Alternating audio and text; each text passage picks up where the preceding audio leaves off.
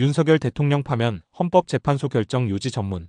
지금부터 2024원 나팔 대통령 윤석열 탄핵 사건에 대한 선고를 시작하겠습니다.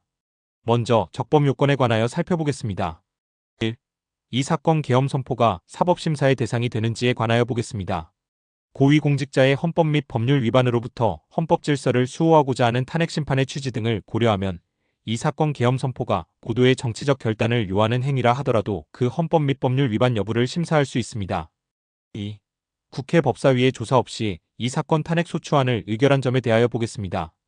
헌법은 국회의 소추 절차를 입법에 맡기고 있고 국회법은 법사위 조사 여부를 국회의 재량으로 규정하고 있습니다. 따라서 법사위의 조사가 없었다고 하여 탄핵 소추 의결이 부적법하다고 볼 수 없습니다. 3. 이 사건 탄핵 소추안의 의결이 일사부재의 원칙에 위반되는지 여부에 대하여 보겠습니다. 국회법은 부결된 안건을 같은 회기 중에 다시 발의할 수 없도록 규정하고 있습니다. 피청구인에 대한 1차 탄핵 소추안이 제418회 정기회 회기에 투표 불성립되었지만 이 사건 탄핵 소추안은 제419회 임시회 회기 중에 발의되었으므로 일사부재의 원칙에 위반되지 않습니다. 한편 이에 대해서는 다른 회기에도 탄핵 소추안의 발의 횟수를 제한하는 입법이 필요하다는 재판관 정영식의 보충 의견이 있습니다. 이 사건 계엄이 단시간 안에 해제되었고 이로 인한 피해가 발생하지 않았으므로 보호이익이 흥결되었는지 여부에 대하여 보겠습니다.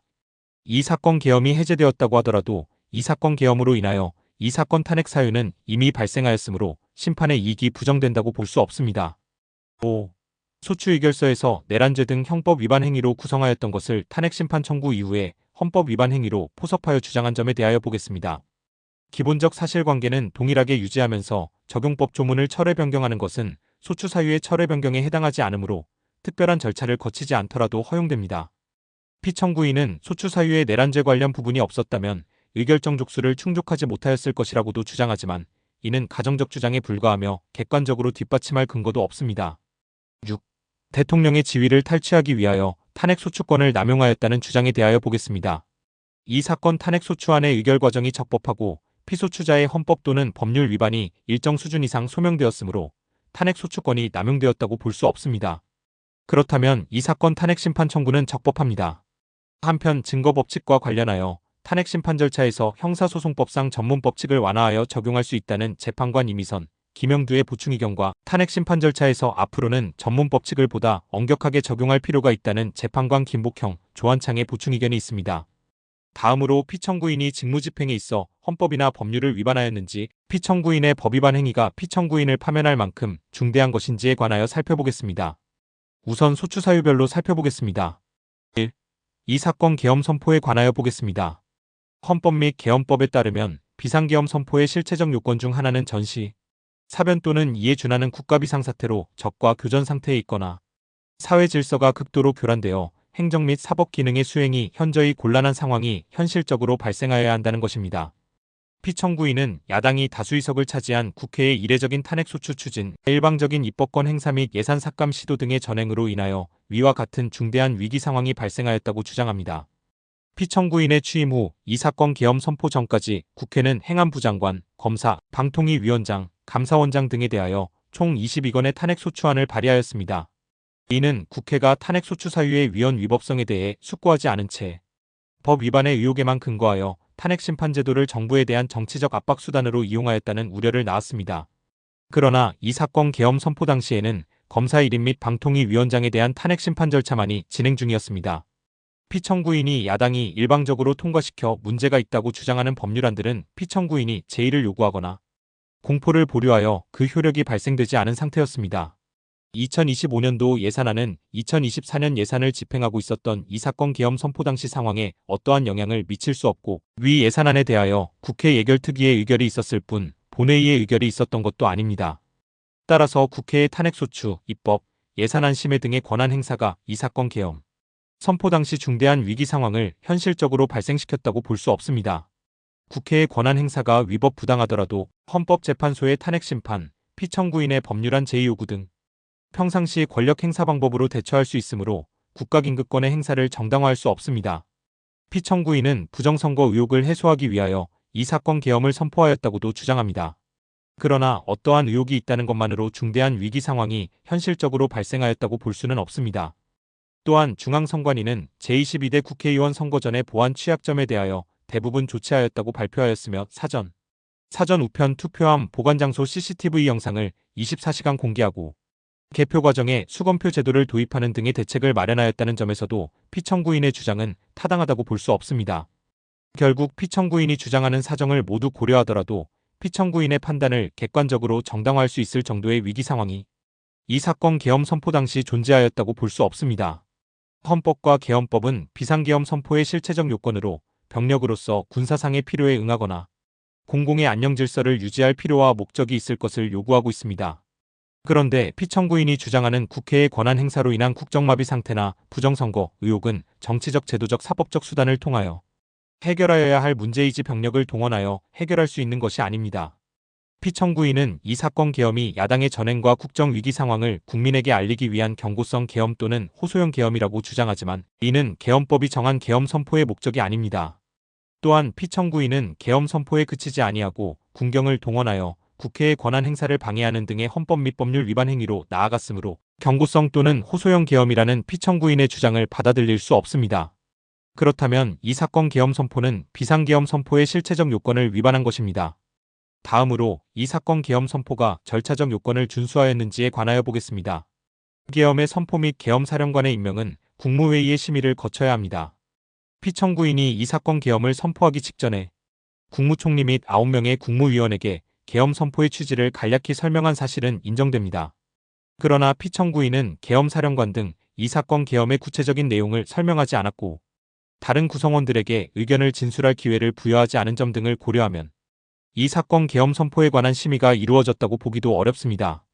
그 외에도 피청구인은 국무총리와 관계 국무위원이 비상계엄 선포문에 부서하지 않았음에도 이 사건 계엄을 선포하였고 그 시행 일시, 시행 지역 및 계엄 사령관을 공고하지 않았으며 지체 없이 국회에 통고하지도 않았으므로 헌법 및 계엄법이 정한 비상계엄 선포의 절차적 요건을 위반하였습니다. 2. 국회에 대한 군경 투입에 관하여 보겠습니다. 피청구인은 국방부 장관에게 국회에 군대를 투입할 것을 지시하였습니다. 이에 군인들은 헬기 등을 이용하여 국회 경내로 진입하였고 일부는 유리창을 깨고 본관 내부로 들어가기도 하였습니다. 피청구인은 육군 특수전사령관 등에게 의결정 족수가 채워지지 않은 것 같으니 문을 부수고 들어가서 안에 있는 인원들을 끄집어내라는 등의 지시를 하였습니다. 또한 피청구인은 경찰청장에게 계엄사령관을 통하여 이 사건 포고령의 내용을 알려주고 직접 6차례 전화를 하기도 하였습니다. 이에 경찰청장은 국회 출입을 전면 차단하도록 하였습니다. 이로 인하여 국회로 모이고 있던 국회의원들 중 일부는 담장을 넘어가야 했거나 아예 들어가지 못하였습니다. 한편 국방부 장관은 필요시 체포할 목적으로 국군방첩 사령관에게 국회의장, 각 정당 대표 등 14명의 위치를 확인하라고 지시하였습니다. 피청구인은 국가정보원 1차장에게 전화하여 국군방첩 사령부를 지원하라고 하였고 국군방첩 사령관은 국가정보원 1차장에게 위 사람들에 대한 위치 확인을 요청하였습니다. 이와 같이 피청구인은 군경을 투입하여 국회의원의 국회 출입을 통제하는 한편 이들을 끌어내라고 지시함으로써 국회의 권한 행사를 방해하였으므로 국회의 계엄해제 요구권을 부여한 헌법 조항을 위반하였고 국회의원의 심해 표결권, 불체포 특권을 침해하였습니다. 또한 각 정당의 대표 등에 대한 위치 확인 시도에 관여함으로써 정당활동의 자유를 침해하였습니다.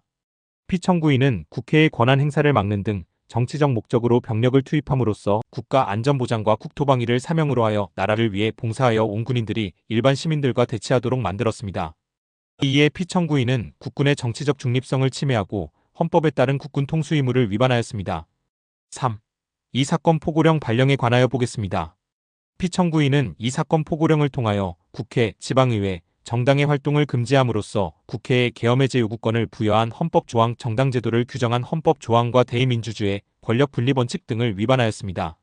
비상계엄하에서 기본권을 제한하기 위한 요건을 정한 헌법 및 계엄법 조항, 영장주의를 위반하여 국민의 정치적 기본권, 단체행동권, 직업의 자유 등을 침해하였습니다. 4. 중앙선관위에 대한 압수수색에 관하여 보겠습니다. 피청구인은 국방부 장관에게 병력을 동원하여 선관위의 전산 시스템을 점검하라고 지시하였습니다.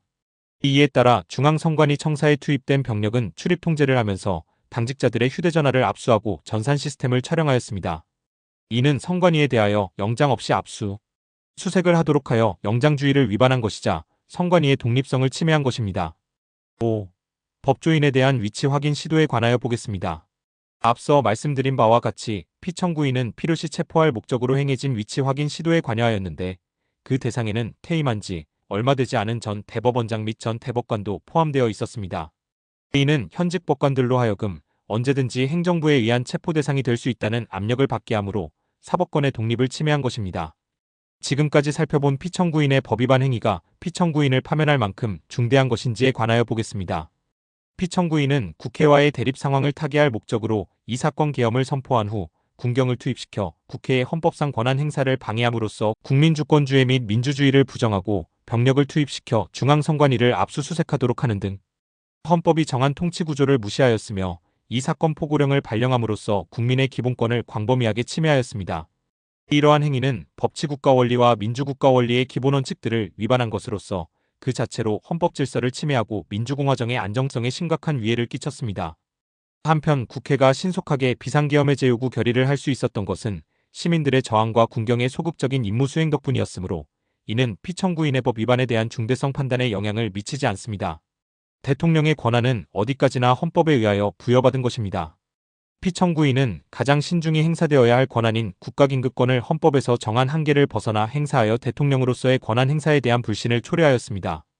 피청구인이 취임한 이래 야당이 주도하고 이례적으로 많은 탄핵 소추로 인하여 여러 고위공직자의 권한 행사가 탄핵 심판 중 정지되었습니다. 2025년도 예산안에 관하여 헌정 사상 최초로 국회 예산결산특별위원회에서 증액 없이 감액에 대해서만 야당 단독으로 의결하였습니다. 피청구인이 수립한 주요 정책들은 야당의 반대로 시행될 수 없었고 야당은 정부가 반대하는 법률안들을 일방적으로 통과시켜 피청구인의 제의 요구와 국회의 법률안 의결이 반복되기도 하였습니다.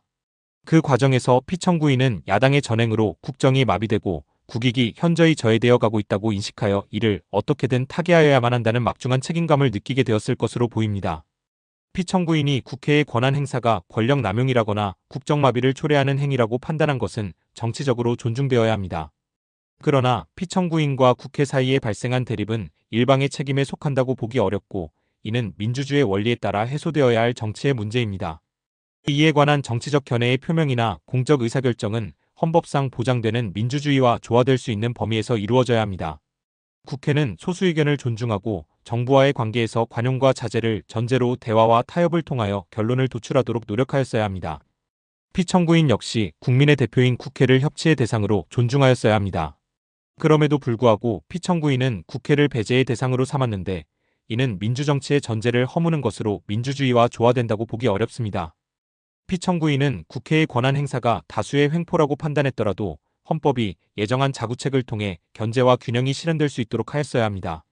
피청구인은 취임한 때로부터 약 2년 후에 치러진 국회의원 선거에서 피청구인이 국정을 주도하도록 국민을 설득할 기회가 있었습니다. 그 결과가 피청구인의 의도에 부합하지 않더라도 야당을 지지한 국민의 의사를 배제하려는 시도를 하여서는 안 되었습니다. 그럼에도 불구하고 피청구인은 헌법과 법률을 위반하여 이 사건 계엄을 선포함으로써 국가긴급권 남용의 역사를 재현하여 국민을 충격에 빠뜨리고 사회, 경제, 정치, 외교 전 분야의 혼란을 야기하였습니다. 국민 모두의 대통령으로서 자신을 지지하는 국민을 초월하여 사회 공동체를 통합시켜야 할 책무를 위반하였습니다. 군경을 동원하여 국회 등 헌법기관의 권한을 훼손하고 국민의 기본적 인권을 침해함으로써 헌법수호의 책무를 저버리고 민주공화국의 주권자인 대한국민의 신임을 중대하게 배반하였습니다. 결국 피청구인의 위헌 위법 행위는 국민의 신임을 배반한 것으로 헌법수호의 관점에서 용납될 수 없는 중대한 법 위반 행위에 해당합니다. 피청구인의 법 위반 행위가 헌법 질서에 미친 부정적 영향과 파급 효과가 중대하므로 피청구인을 파면함으로써 얻는 헌법수호의 이익이 대통령 파면에 따르는 국가적 손실을 압도할 정도로 크다고 인정됩니다. 이에 재판관 전원의 일치된 의견으로 주문을 선고합니다. 탄핵 사건이므로 선고 시각을 확인하겠습니다. 지금 시각은 오전 11시 22분입니다. 주문 피청구인 대통령 윤석열을 파면한다. 이것으로 선고를 마칩니다.